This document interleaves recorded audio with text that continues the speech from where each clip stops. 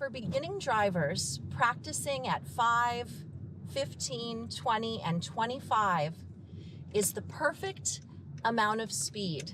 Because it's a long straight road, which is perfect for beginners, I just get to sit with my arms comfortable, holding the wheel at that 9 and 3 position. So by choosing a long straight road and just taking my time to figure things out, I get more comfortable, even with something like a cyclist being to the right of me.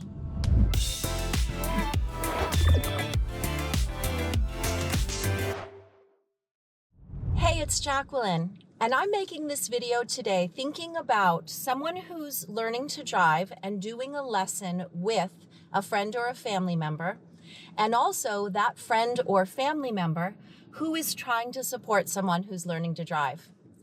Both of those positions can be new and a little bit scary. So for both people, the new driver and the car coach, it's a really good idea to be very selective about where you choose to practice.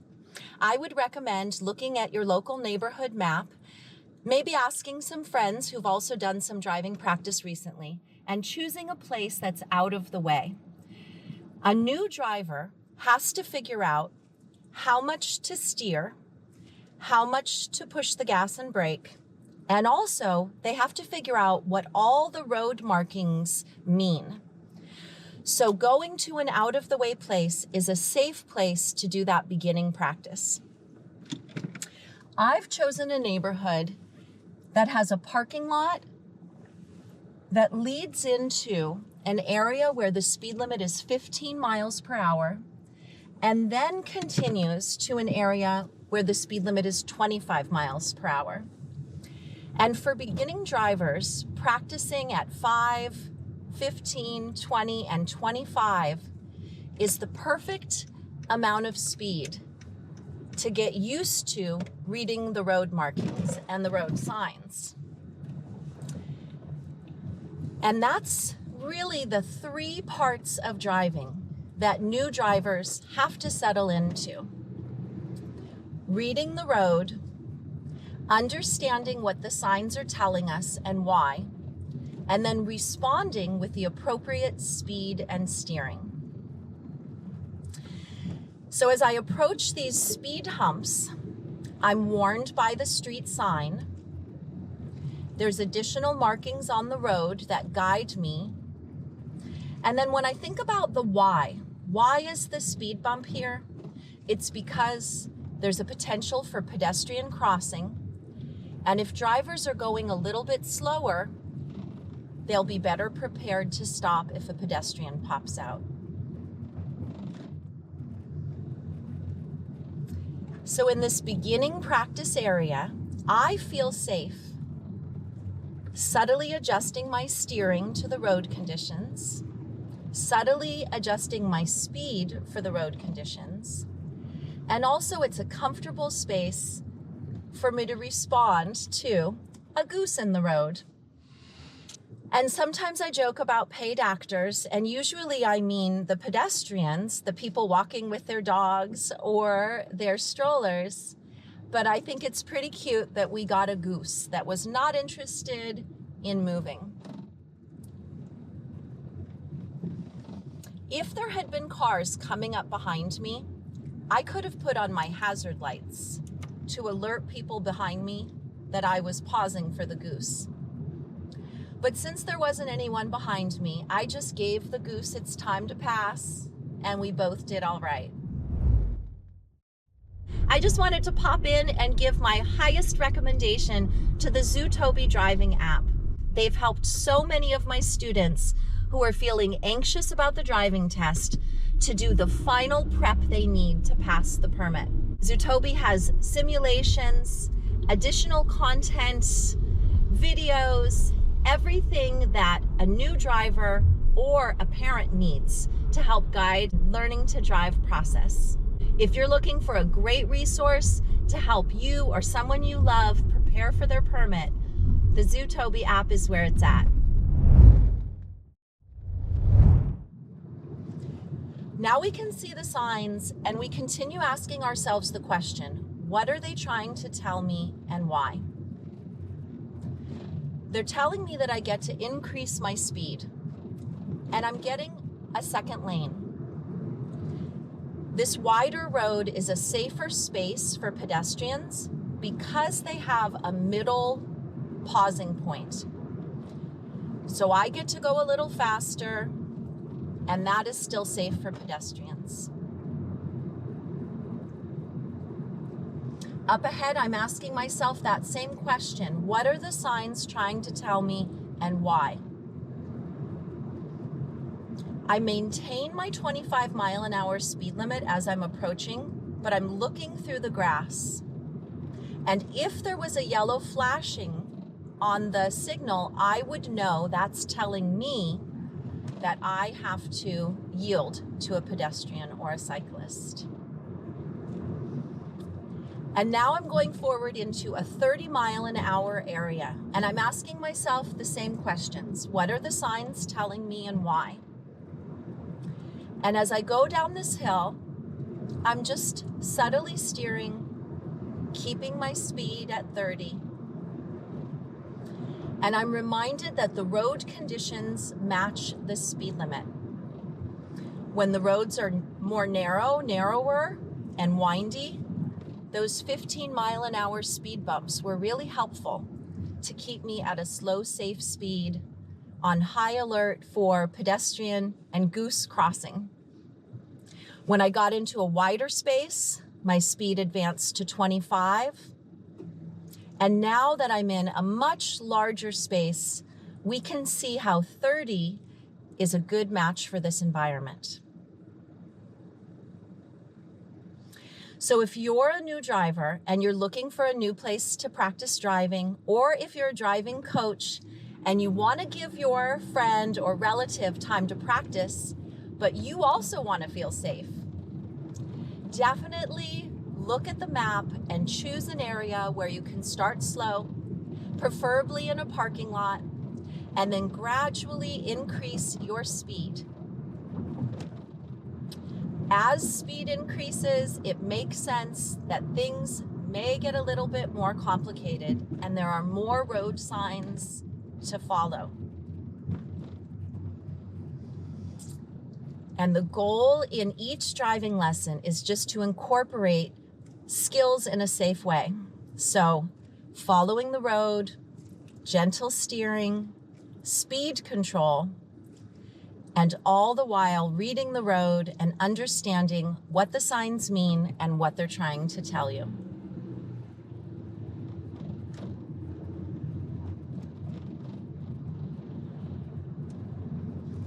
I can see a stamp on the ground that says 25, so that's telling me there must be more dense pedestrian traffic coming up. I'm going to keep going straight because I really like the idea of a new driver just having some time to go straight, just to get used to the road, especially as we're incorporating new information and information that goes beyond just moving safely. It also requires you to read. And I think that's probably the thing that surprises new drivers the most. I think new drivers underestimate how much they'll have to process in order to stay safe. So by choosing a long straight road and just taking my time to figure things out, I get more comfortable, even with something like a cyclist being to the right of me. And because I know this road splits, I'm going to guide myself to the right lane. And I recommend that new drivers stay in the right lane. That gives faster moving cars that want to speed and break the law room to pass on the left. And we get to notice what the research always says, that speeding in a residential area doesn't really get you anywhere faster. Because the lights are regulated, it just helps you speed up to the next light.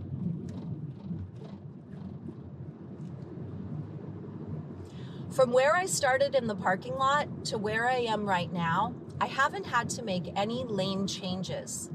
I've only chosen the right lane as I'm going forward. But right now on this 3-lane road, I want to move over to the right lane, and I'm going to do my first full lane change, checking the rear view mirror, noticing the intersection, and I'm going to plan my lane change for just after the intersection, before this row of stopped cars. I chose to make a right lane change because I'm going to make a right turn on this next street. And I just want to point out that although it appears that there's space on the right to make a right turn, it's not a right turn lane. I'm meant to pass the fire hydrant and then make my turn. And that's an important thing for new drivers to make note of, because you might see other folks squeezing into those tight spaces, but you want to remember to just stay in your lane and follow the signs of the road. Back there, the curb was painted red all alongside that fire hydrant, and that was the sign to me that that was not a lane. And all the way down this road, I'm going to continue following the same goal. In my beginning driving practice, my goal is to feel comfortable reading the road, adjusting smoothly with my steering, adjusting smoothly with my braking and gas, and processing what all the signs are telling me.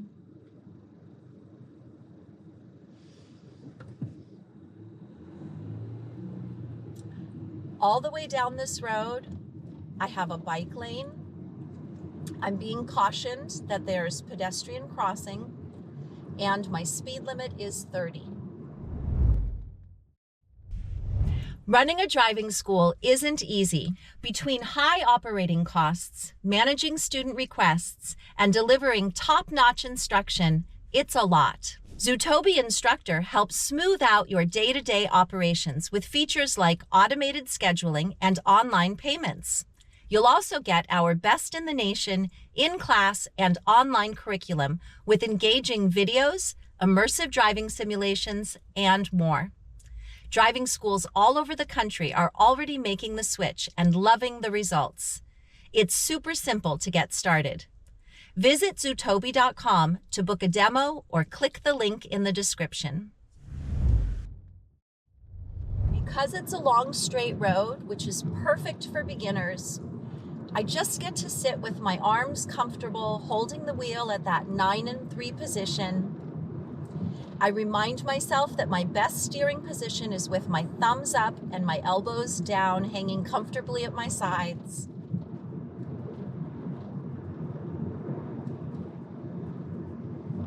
And in terms of time frame for a beginning lesson, I think about 20 minutes is the perfect amount of time. That way the new driver doesn't have to take in too much stimulus, but they get enough time to feel smooth and comfortable. Because even monitoring that gray car that was ahead of us and noticing that they were pulling over to park takes a little bit of understanding for the new driver. Sometimes new drivers want to completely stop if they get nervous about new information. But learning to keep going forward, just flowing with traffic, is an important new driver skill. And again, it's easy for me to say, just keep flowing forward safely. But with so many signs to track, potential changes in the road condition, and of course, other cars on the road that we're moving with, there's a lot to keep track of. Back there, I made a similar choice, choosing the right lane, but I decided to put on my turn signal, which was different than the other 2 times I chose the right lane. The reason I put my turn signal on back there is that there's a white car behind me, and I just wanted to make sure they knew that I was choosing the right lane.